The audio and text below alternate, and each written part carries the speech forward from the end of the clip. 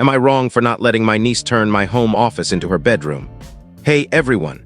Today's story is wild, but before we dive in, if you're enjoying this kind of content, please hit that subscribe button. The channel's been a bit slow lately and your support keeps it alive. Let's get into it. Here's the original post. Am I wrong for refusing to give up my home office?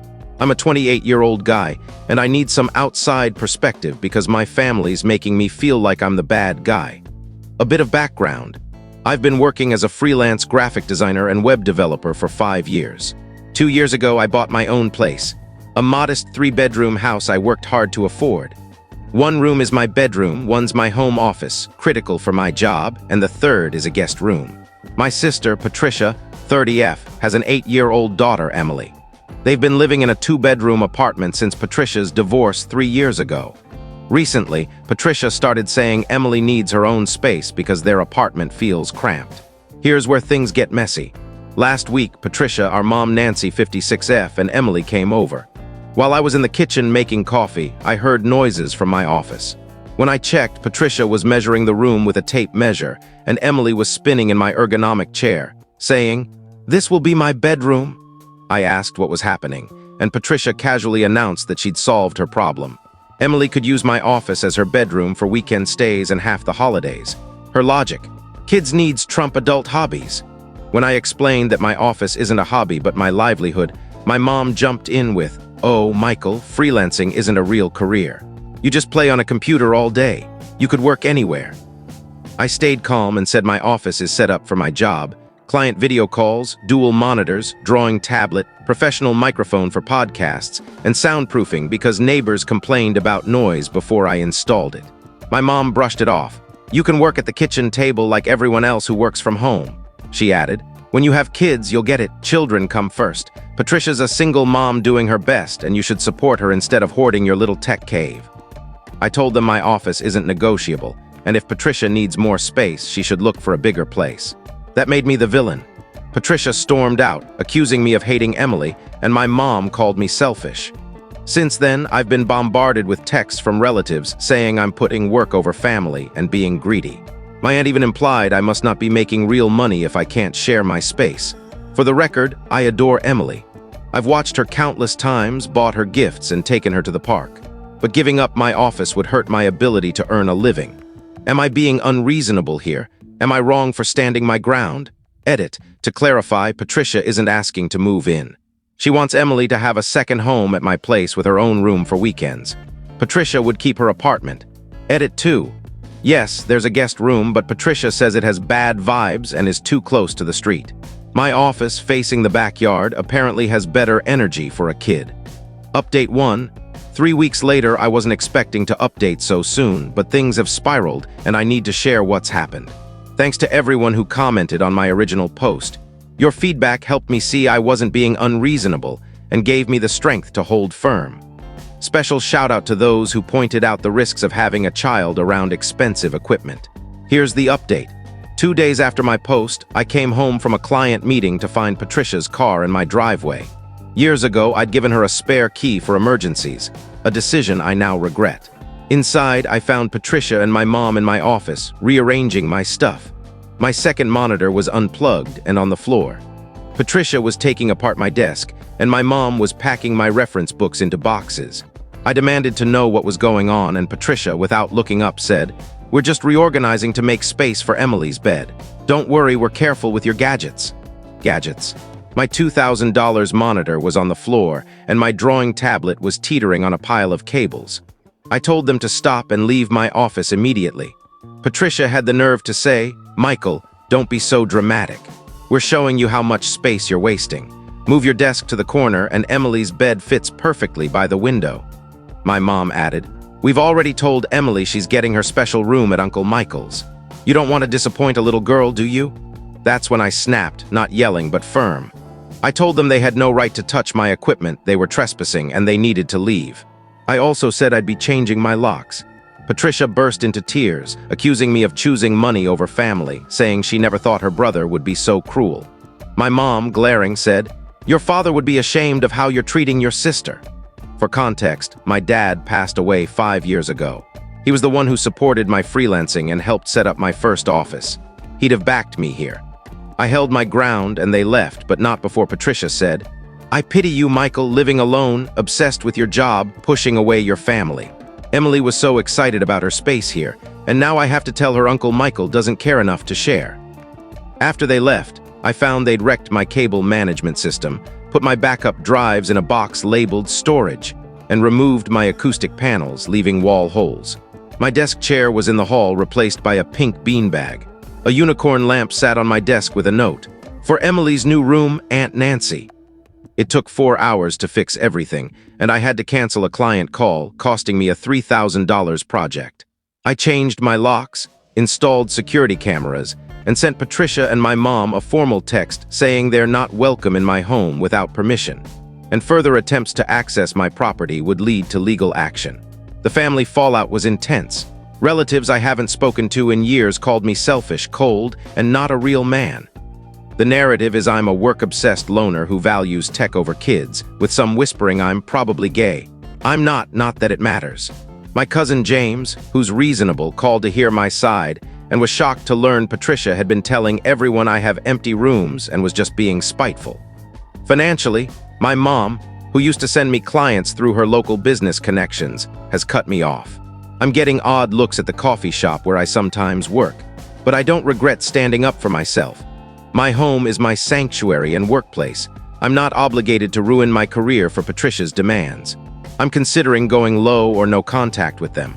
I love my family, but I won't be guilted into sacrificing my livelihood. Update if anything big happens.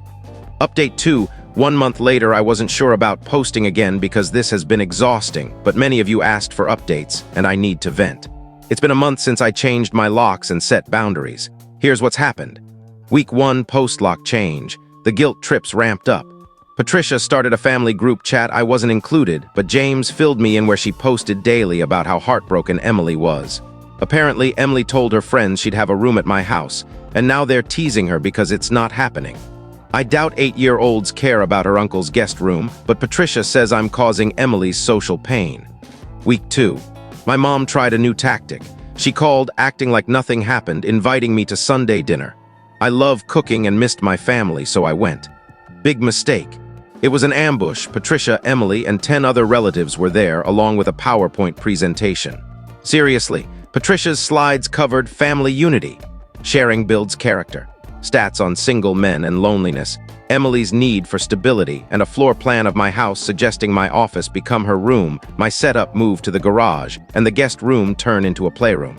I sat through 3 slides before standing to leave. My Aunt Linda blocked the door, saying, "Michael, we're doing this because we care. You're isolating yourself with work. When's the last time you dated? When will you give us grandkids?" I pushed past and left. The irony of them worrying about my isolation while alienating me was lost on them. Week 3, the attacks escalated. My mom sent a formal letter on church letterhead expressing her disappointment and concern for my soul, quoting Bible verses about generosity and helping widows and orphans. Patricia's not a widow. She gets child support and has a solid job as a marketing manager. She could afford a bigger place but doesn't want to waste money on rent. Then came Patricia's social media posts, old photos of me with baby Emily, captioned, "Remember when family came first?" And some bonds are forever. Others have a price tag. Week 4, the final straw. Patricia showed up at 6 a.m. Monday with Emily, claiming her car broke down and asking me to drive Emily to school. I agreed Emily shouldn't suffer. But when we got to my car, I found 2 suitcases in my driveway. Patricia announced that since I wouldn't give up my office, she and Emily would stay in my guest room for a few days during apartment fumigation. I told her to get an Uber. She cried, Emily cried, and Patricia called me heartless. I paid for their Uber and sent them off. Later, Emily's school called me. I'm an emergency contact, saying Patricia claimed I was picking Emily up due to a family emergency. I clarified I wasn't, and the school handled it. Patricia texted that she had to leave work early to get Emily, blaming me for risking her job. She's fine. She has plenty of leave. Financial impact. My mom's smear campaign has cost me 3 clients this month. One said they heard I had family issues affecting my work. But I've had unexpected allies. My Uncle Robert, Dad's brother, called to say he's proud of me, sharing that Dad faced similar guilt trips from Mom's family. My cousin Sarah, a freelance writer, sent me 2 clients to offset losses. I'm exhausted and sad, but don't miss the manipulation. I've started therapy to process the guilt and gaslighting. I'm considering moving to a new city for a fresh start, though that feels like letting them win. Patricia's last text was a photo of Emily crying, captioned, "This is your fault." I love Emily, but I can't destroy myself to appease them. My office stays mine and my boundaries hold. Update if anything major happens. Final update 4 months later. I hesitated to share this, but I need closure, and maybe this will help others facing family boundary issues. It's been 4 months since my last update, and a lot has unfolded. The quiet period. For 3 weeks after my last update, things calmed down. No texts, no visits, no family drama. I started feeling guilty, wondering if I'd been too harsh or if compromise was possible. My therapist warned this was likely the calm before another storm. She was right. The Thanksgiving ambush. 2 weeks before Thanksgiving, my mom texted, "Michael, let's put our differences aside for family. Join us for dinner. Patricia and Emily miss you. No talk about the room, just dinner." Against my therapist's advice, I went, missing Emily and my family. Big mistake. I arrived to find unfamiliar cars and walked into a setup, not just family, but my mom's pastor, Patricia's therapist, and a hired family mediator. Then Emily ran up, hugged me, and said, "Uncle Michael, Mommy says we're moving to your house after dinner." The room went quiet. Patricia looked slightly ashamed, but my mom jumped in. "Michael, let's discuss this calmly." The mediator proposed Patricia and Emily live with me for 6 months while Patricia saved for a house. Not an apartment, a house, and not just Emily on weekends, but both full-time. I stood to leave. The pastor blocked me, suggesting we pray. I'm not religious. I looked at Emily's confused face and said, "Emily, I love you, but your mom made a mistake. You're not moving here." Emily cried, Patricia yelled that I was hurting her child, and my mom accused me of ruining Thanksgiving. I left. Patricia texted, "You've made your choice. Don't expect to see Emily until you apologize and do what's right." The legal step. I'd had enough. Post-Thanksgiving, I hired a lawyer to send cease and desist letters to Patricia and my mom for defamation, hurting my business, harassment, and manipulating Emily with lies. The letters went out in early December.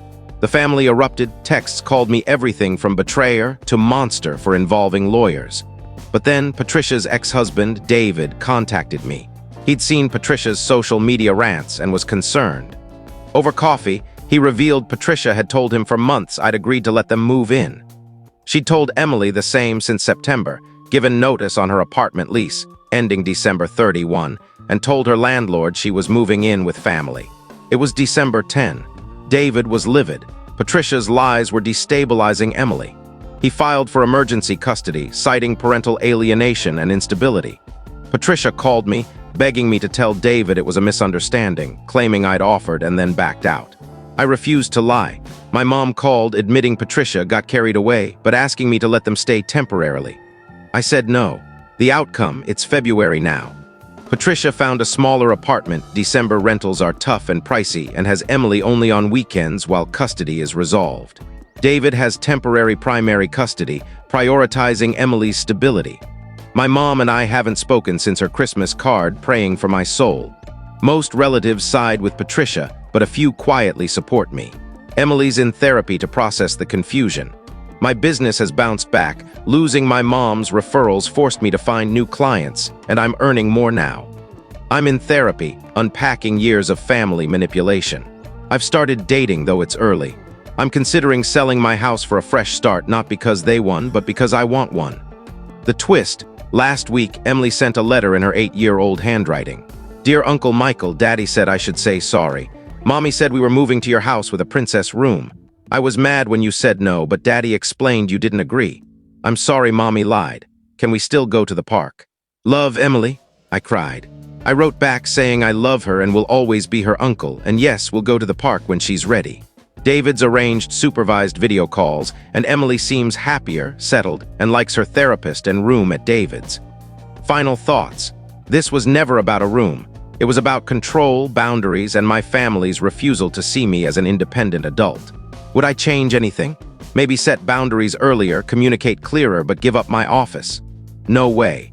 To those saying I chose work over family, I chose self-respect over manipulation, boundaries over enmeshment, my mental health over their dysfunction. My office is still my office, my home, my sanctuary. For the first time, I'm free from guilt for saying no to unreasonable demands. Thanks to everyone who supported me, your comments kept me grounded. To anyone in a similar situation, no is enough. You don't have to destroy yourself to please others. This is my final update. I'm closing this chapter and moving on. Edit. Yes, I'm keeping the security cameras. I've documented everything and my lawyer's on standby. Moving forward doesn't mean I'm naive about future drama. Edit 2. I'm keeping the house for now. My office feels like a symbol of my independence and success. It's a bit petty, but it's my victory.